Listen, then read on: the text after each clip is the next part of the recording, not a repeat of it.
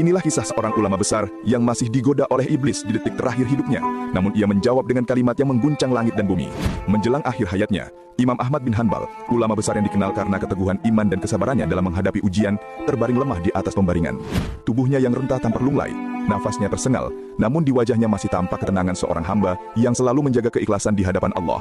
Di sekelilingnya, para murid dan keluarganya berkumpul dengan penuh haru.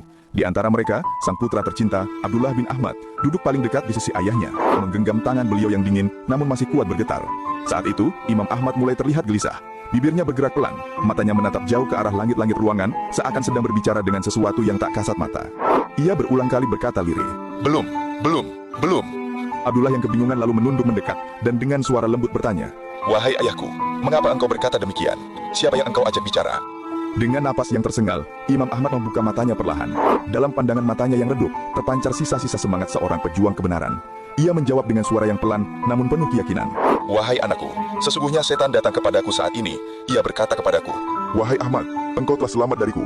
Maka aku menjawab, 'Belum selamat aku darimu, sampai ruhku benar-benar keluar dari jasadku dalam keadaan beriman kepada Allah.'" Air mata menetes di pipi Abdullah. Ia menyadari bahwa bahkan di saat sakaratul maut, ayahnya masih berjuang melawan tipu daya setan. Imam Ahmad menutup matanya kembali. Bibirnya terus bergetar melafalkan zikir dan kalimat tauhid. Keringat dingin mulai membasahi dahinya, pertanda malaikat maut telah dekat. Namun di wajahnya terpancar ketenangan luar biasa, seolah ia telah melihat tempat yang dijanjikan baginya di sisi Tuhannya. Beberapa saat kemudian, nafas terakhir itu pun terhembus. Suasana hening, hanya terdengar isak tangis lembut dari para muridnya. Abdullah menunduk dan mencium dahi ayahnya dengan penuh hormat.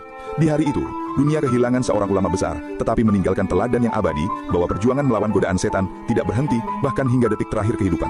Dari kisah ini, kita belajar bahwa keimanan sejati bukan hanya dijaga dalam hidup, tapi juga dibela hingga ajal menjemput. Imam Ahmad bin Hanbal wafat dalam keadaan menang, bukan atas dunia, tetapi atas dirinya sendiri dan tipu daya setan yang terakhir.